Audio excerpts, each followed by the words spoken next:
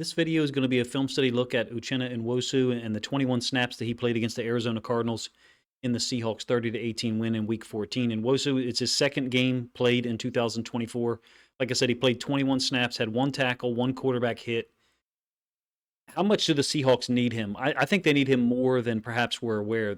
Derek Hall and Boye Mafe, I think, were disruptive at times against Arizona. Some of you may know Boye Mafe is one of my favorite players in the entire league. But the reality is that Hall has one sack in his last 8 games, and Boye Mafe has one sack in his last 6 games played. The team has 32 sacks on the year, which is 18th in the NFL. That's a little bit abnormal for a Mike Macdonald defense. If you're unsure of what I'm talking about, normally a Mike Macdonald defense in their first or second year, there's a significant uptick in sacks. And that has not happened in Seattle, at least statistically. It doesn't mean they're not playing a good brand of defense. They are, because I think the run defense has improved drastically in the last 5 games. The run game on the opposite side is improving as well. Seattle's offense, what Ryan Grubb and those guys were able to do with Zach Charbonnet against Arizona's defense was quite exceptional and remarkable, because Arizona hadn't been allowing many rushing yards at all in their previous 5 or 6 games. Seattle needs someone, whether it's Nwosu, Derek Hall, Boye Mafe, to join along with Leonard Williams in getting sacks. They shouldn't have to bring different versions of the glitch blitz or nickel edge blitzes, if you will, in order to get pressure, and I'll show a couple of iterations of that in this video. Nwosu only played 2 games so far in 2024. In fact, a total of 41 snaps. So how much can he be relied upon? Didn't play a ton of games in 2023 either. Suffered injuries in that season. Going back to 2022, he had 9.5 sacks for the Seahawks. Could they use that version of him? Yes. Is that what we saw on Sunday? Let's get to the film. You can kind of make up your mind as you wish. I don't think he looked as adept at finishing plays. Second effort plays is normally what I would say takes a little bit of time to get going. This is first quarter. It's a 1st and 10, 12 personnel for Arizona. It's a run concept. And I think he's always been an underrated run defender out there on the outside. You can see he's taken on both tight ends. One of them's chipping from the inside, but he's dedicated to the outside tight end, the number 2 receiver, if you will, and he's pressing that guy back behind the line of scrimmage violently. Running back has to cut it up underneath of Leonard Williams, and you will get the end zone angle of this one as well. And Nwosu folds back inside. It does end up being a gain of 5 yards. Technically, he did get credit for the tackle there. He's going to be a little bit off screen to you guys right. I'll pull that over so you can see him.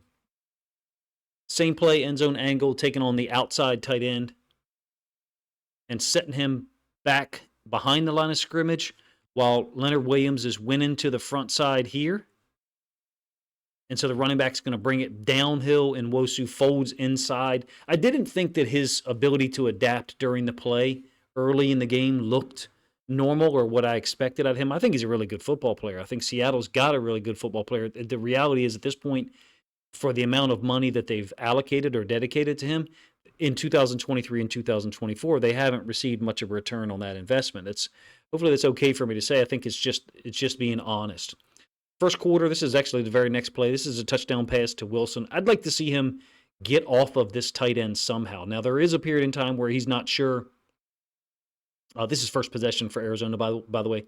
There is a period in time here where he's not sure what type of play it is, but I think at this point he's recognized that it's a pass concept, and you've got a play action with Kyler Murray booting out to the top side. The safety ends up being beat. The ball's already out. Wilson, we know how it turns out. They scored on the first possession and then really got shut down for most of the rest of the first half, aided by the 2 interceptions. I'd like to see him be a little bit more assertive in getting away from shedding this tight end. But he's also a very smart and savvy football player. And he knows, I go underneath here, and now I've given up space for Kyler Murray to escape to the sideline. I go up top and escape with some type of rip or whatever, and now Kyler Murray can possibly step up. I think that he's doing exactly what Seattle wants him to do, staying balanced, even though from a pass rush win rate perspective, we can't classify that as a win. Hopefully I said that in a way that makes sense. I'm not a huge fan of that metric anyway, to be honest with you. Moving forward here, second quarter, it's a 3rd and 8 down inside Seattle's red zone. This is going to be the incomplete pass to McBride over the middle. And this is related to the point that I just made about pass rush win rate. He's not trying to win. He's not tasked with winning here. He's tasked with occupying the right tackle because this is the glitch blitz. So the way the glitch blitz works, if you want to explain it or understand it from inside out, you can. If you want to explain it or understand it from outside in, I think that's just as well. So he is occupying the right tackle. There's a nickel blitz off the edge in the form of Witherspoon. These defensive tackles, I think it's Reed and Leonard Williams to the inside, they occupy interior offensive linemen. So from a mathematical standpoint, with the running back releasing in the opposite direction, Nwosu's doing exactly what he's asked to do in this defense, and that's kind of my larger point in this video. I think he's very versatile. I think he's adaptable from play to play in whatever they're asking him to do. Is he going to generate more sacks than Mafe or Derek Hall in this stretch run? Seattle's got a very difficult schedule. We'll give you the same play from the end zone angle, by the way.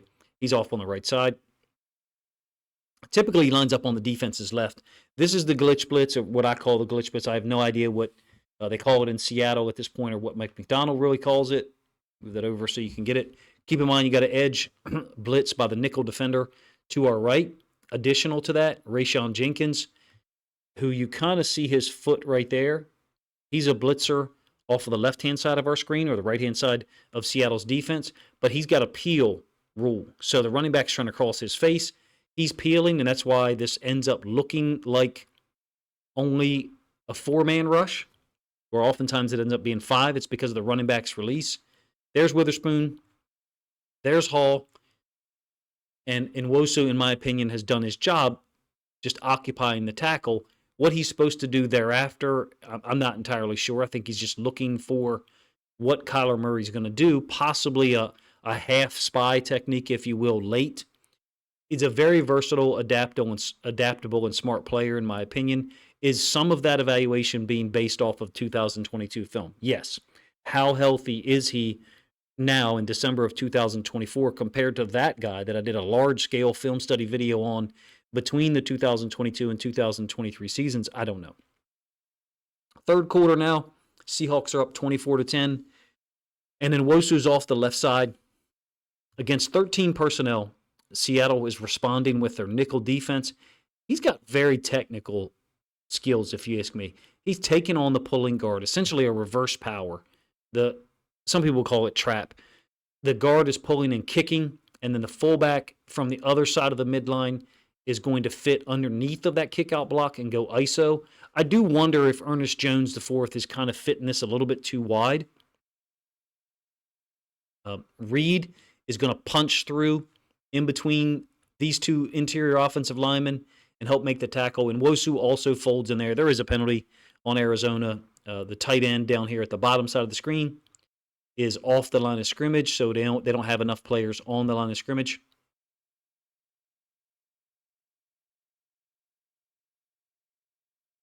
Give you the end zone angle of the same play. Again, he's the left outside linebacker / DN, and that's the guard he's going to take on. In this case, it's the left guard for Arizona. I think he's got really good take-on skills, very fundamental, violent player when healthy. How healthy is he? I don't know. He only played 21 snaps in that game. How many snaps would you like to see him play compared to Mafe and Hall? I personally think that Hall was extremely disruptive on Sunday. I thought he had some good pass rush reps. He didn't get any sacks, only credited with one quarterback hit. Hell, Mafe wasn't credited with a single quarterback hit, but it's my opinion that he should have gotten at least 2, maybe 3 quarterback pressures. The website I use to find my stats doesn't really provide pressures, but I think those 2 have played well this year. In my opinion, it would make sense to incorporate Nwosu in some type of rotation where you're getting maximum effort, maximum velocity out of each and all 3 of them.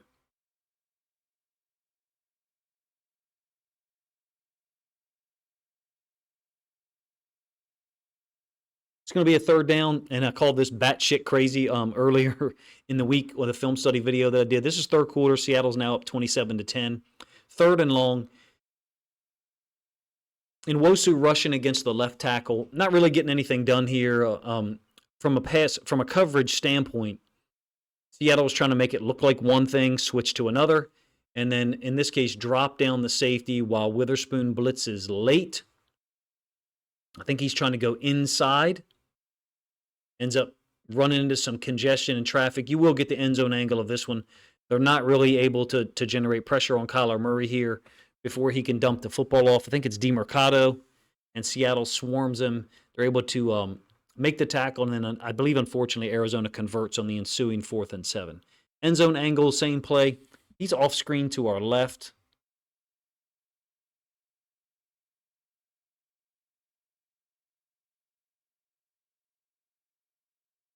Pretty sure that you've got a hold that could be called here against the right guard, against Reed, but we're focusing on Uchenna Nwosu. He didn't look as able to go to a complementary or secondary move. I don't pretend to be an outside linebacker or edge defender expert, but it just didn't seem as distinct, as abrupt. To use a combat sports comparison, he almost looked like a fighter who hadn't fought in a couple of years for whatever reason. I hope he's completely healthy. I hope that he offers Seattle some level of the production and the output that he gave them in 2022. I thought he had a fantastic year that year. When I looked at the hiring of Mike Macdonald before 2024, and I was like, oh wow, they can combine him with Uchenna Nwosu. Mafe, I didn't really know a whole lot about Derek Hall at that point. I was excited for Nwosu. I was excited for that team. It hasn't worked out that way so far. I hope that it does from a health standpoint, from an opportunity and production standpoint. Rayshawn Jenkins seems to be adjusting him here. And again, Jenkins peels off with the running back out in the flats.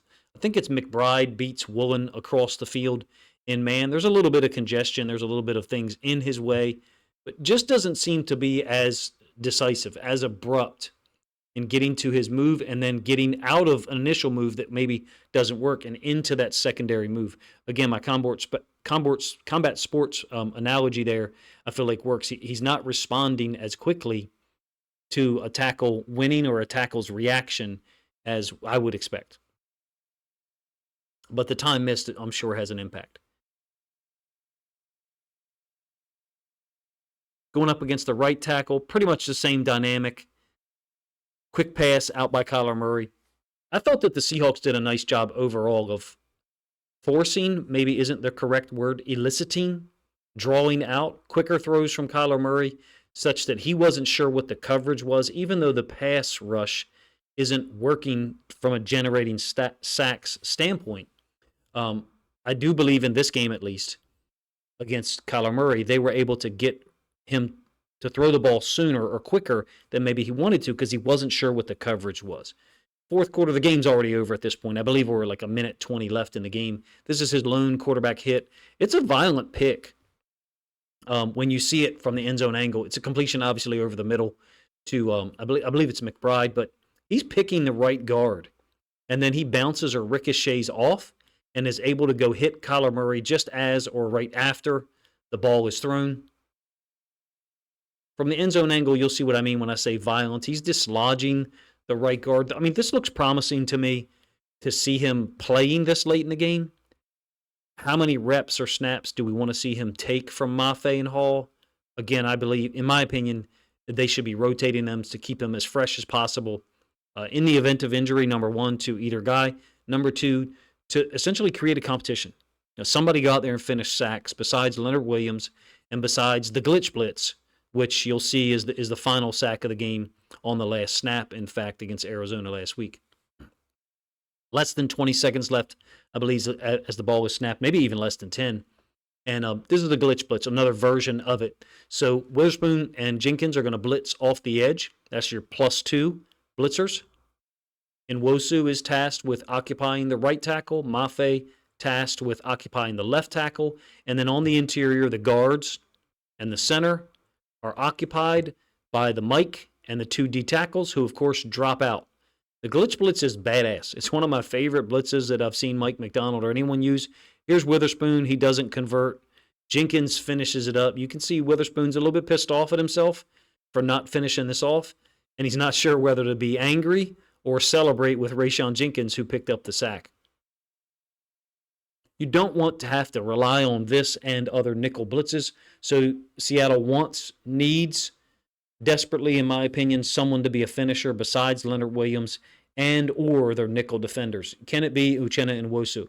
I mean, based on the film from last week, you're not going to say that you expect him this week to go out and have 4, 5, 6, 7 organic pass rush wins against a high-level offensive lineman. You can't say that the film showed that. What the film did show was strength at the point of attack, great take-on skills, pads below pads, willingness to do what's asked of him within the scheme, occupy the right tackle on the glitch blitz at least twice.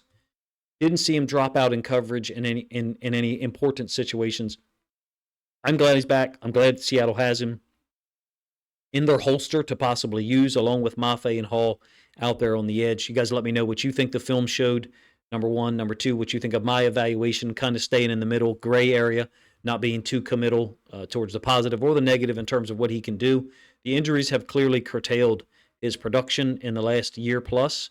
I'd like to see him get back to the 2022 version because I feel like it'd be right in time for Seattle as their offensive line and their run game improves on the other side of the ball, and as their run defense has clearly tightened up during this 4-game win streak. Anyone besides Leonard Williams being able to get to the quarterback and finish sacks would really put the whole meal all together completely and give Mike Macdonald's group, I think, a great chance to compete with pretty much anybody left on their difficult schedule. Appreciate you guys' time. If you think other Seahawks fans would enjoy this film study look at Uchenna Nwosu's return in Week 14, then please consider grabbing a link to this video, sharing it out on social media to help this content get more reach.